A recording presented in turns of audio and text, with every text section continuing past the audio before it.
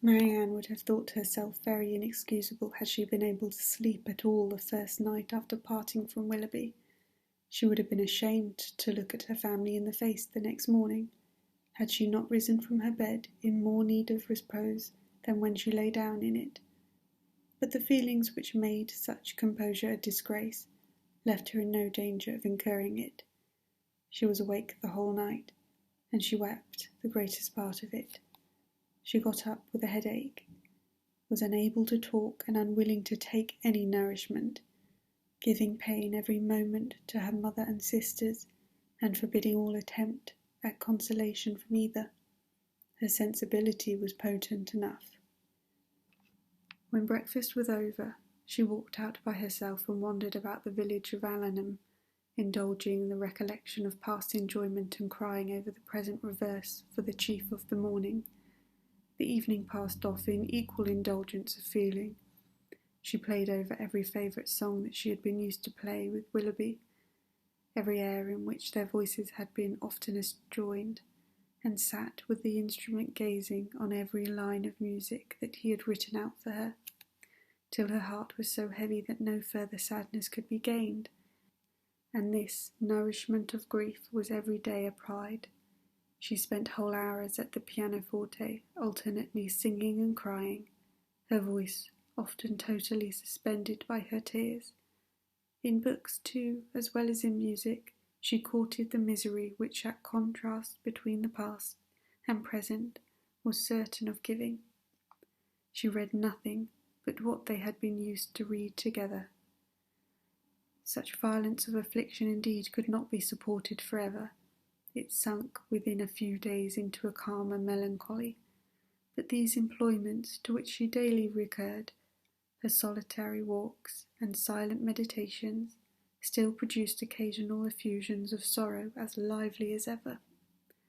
No letter from Willoughby came, and none seemed expected by Marianne. Her mother was surprised, and Eleanor became uneasy, but Mrs. Dashwood could find explanations whenever she wanted them, which at least satisfied herself. "Remember, Eleanor," said she, "how very often Sir John fetches our letters himself from the post, and carries them to it. We have already agreed that secrecy may be necessary, and we must acknowledge that it could not be maintained if their correspondence were to pass through Sir John's hands." Eleanor could not deny the truth of this, and she tried to find in it a motive sufficient for their silence. But there was one method so direct, so simple, and in her opinion so eligible of knowing the real estate of their affairs, and of instantly removing all mystery, that she could not help suggesting it to their mother. "Why do you not ask Marianne at once," said she, "whether she is or not engaged to Willoughby? From you, her mother, and so kind, so indulgent a mother, the question could not give offence. It would be the natural result of your affection for her. She used to be all unreserve, and to you more especially." "I would not ask such a question for the world. Supposing it possible that they are not engaged, what distress would not such an inquiry inflict? At any rate,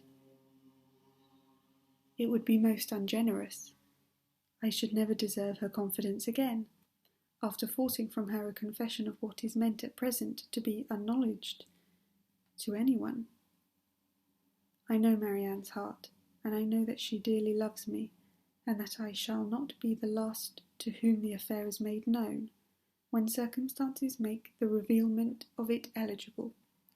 I would not attempt to force the confidence of anyone, of a child, much less, because a sense of duty would prevent the denial which her wishes might direct." Eleanor thought this generosity overstrained, considering her sister's youth, and urged the matter further, but in vain.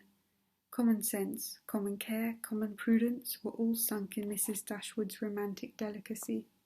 It was several days before Willoughby's name was mentioned before Marianne by any of her family. Sir John and Mrs. Jennings indeed were not so nice. Their witticisms added pain to many a painful hour. But one evening, Mrs. Dashwood, accidentally taking up a volume of Shakespeare, exclaimed, "We have never finished Hamlet, Marianne. Our dear Willoughby went away before we could get through it. We will put it by, and when he comes again, but it may be months, perhaps, before that happens." "Months!" cried Marianne, with strong surprise. "No, nor many weeks." Mrs. Dashwood was very sorry for what she had said, but it gave Eleanor pleasure, as it produced a reply from Marianne so expressive of confidence in Willoughby's and knowledge of his intentions. One morning, about a week after his leaving the country, Marianne was prevailed on to join her sisters in their usual walk, instead of wandering away by herself. Hitherto she had carefully avoided every companion in her rambles. If her sisters intended to walk on the downs, she directly stole away towards the lanes, and if they walked of the valley, she was as speedy in climbing the hills, and could never be found when the others set off. But at length she was secured by the exertions of Eleanor, who greatly disapproved of such continual seclusion. They walked along the road through the valley, and chiefly in silence, for Marianne's mind could not be controlled, and Eleanor, satisfied with gaining at one point, would not then attempt more. Beyond the entrance of the valley, where the country, though still rich, was less wild and more open, a long stretch of the road which they had travelled on first coming to Barton lay before them, and on reaching that point they stopped to look around them and examined a prospect which formed the distance of their view of the cottage, from a spot which they had never happened to reach in any of their walks before. Amongst the objects in the scene they soon discovered an animated one. It was a man on horseback, riding towards them. In a few minutes they could distinguish him to be a gentleman, and in a moment afterward Marianne rapturously exclaimed, "It is he, indeed it is, I know it is," and was hastened to meet him, when Eleanor cried out, "Indeed, Marianne, I think you are mistaken. It is not Willoughby. The person is not tall enough for him, and has not his air." He has," cried Marianne. "I am sure he has, his air, his coat, his horse. I knew how soon he would come." She walked eagerly on as she spoke, and Eleanor, to screen Marianne from particularity, as she felt amongst certain of its not being Willoughby, quickened her pace to keep up with her. They were soon within 30 yards of the gentleman. Marianne looked again, her heart sunk within her, and abruptly turning round, she was hurrying back, when, as the voices of both her sisters were raised to detain her, a third, almost as well known as Willoughby's, joined them in begging her to stop, and she turned round with surprise to see and welcome Edward Ferrars. He was the only person in the world who could at that moment be forgiven for not being Willoughby, the only one who could have gained a smile from her, but she dispersed her tears to smile on him, and in her sister's happiness forgot for a time her own disappointment. He dismounted, and giving his horse to his servant, walked back with them to Barton, whither he was purposely coming to visit them. He was welcomed by them all with great cordiality, and especially by Marianne, who showed more warmth of regard in her reception of him than even Eleanor herself. To Marianne, indeed, the meeting between Edward and her sister was but a continuation of that unaccountable coldness which she had often observed at Norland in their mutual behaviour.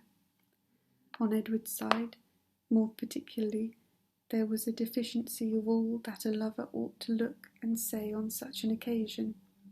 He was confused, seemed scarcely sensible of pleasure in seeing them, looked neither rapturous nor gay, said little but what was forced from him by questions, and distinguished Eleanor by no mark of affection.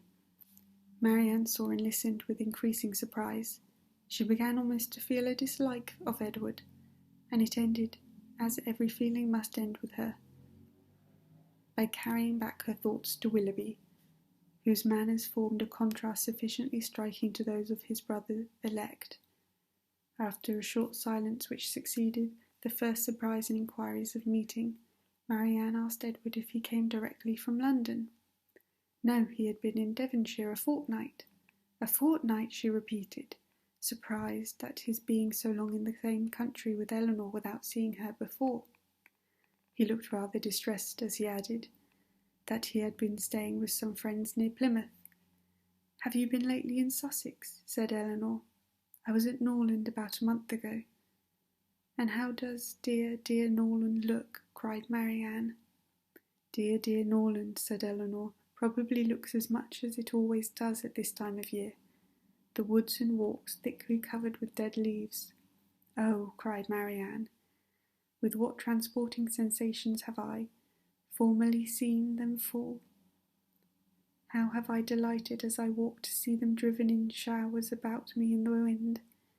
What feelings have they, the seasons, the air together inspired! Now there is no one to regard them. They are seen only as a nuisance, swept hastily off, and driven as much as possible from sight." "It is not everyone," said Eleanor, "who has your passion for dead leaves." "No, my feelings are not often shared, not often understood, but sometimes they are." As she said this, she sank into a reverie for a few moments, but rousing herself again, "Now, Edward," said she, calling his attention to the prospect, "here is Barton Valley. Look up it, and be tranquil if you can.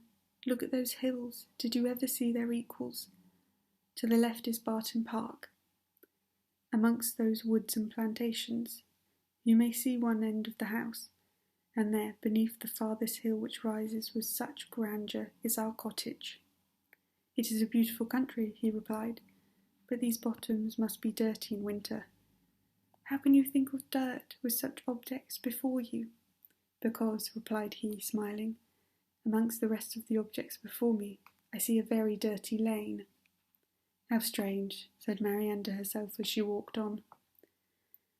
"Have you an agreeable neighbourhood here? Are the Middletons pleasant people?"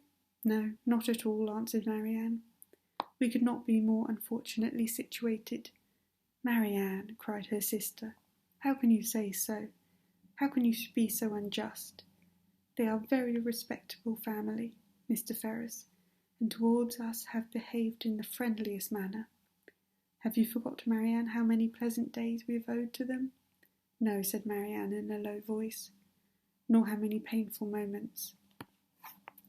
Eleanor took no notice of this, and directing her attention to their visitor, endeavoured to support something like discourse with him by talking of their present residence, its conveniences, etc., extorting from him occasional questions and remarks. His coldness and reserve mortified her severely. She was vexed and half angry, but avoided every appearance of resentment or displeasure, and treated him as she thought he ought to be treated from the family connection.